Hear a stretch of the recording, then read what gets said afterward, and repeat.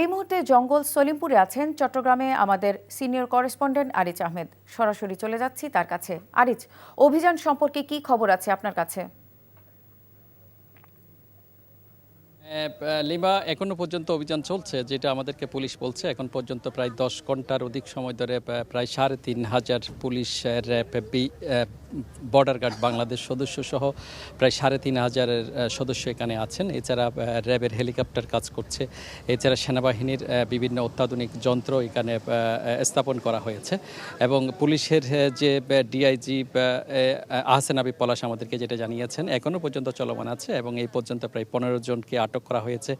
এবং তবে হতাহত কী পরিমাণ হয়েছে তিনি সর্বশেষ ওই বিষয়ে আরেকটু সময় লাগবে এইটা জানিয়েছেন।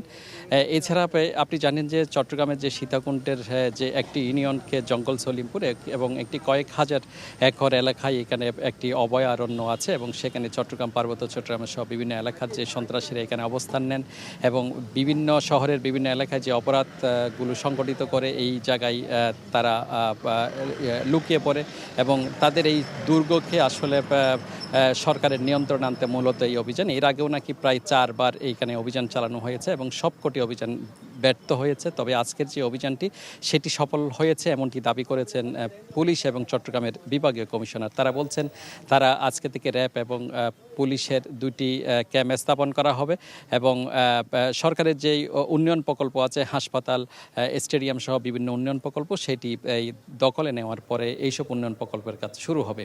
লিমা, এই ছিল এখানকার সর্বশেষ। জানছিলাম জঙ্গল সলিমপুরে আইনশৃঙ্খলা বাহিনীর অভিযানের খবর।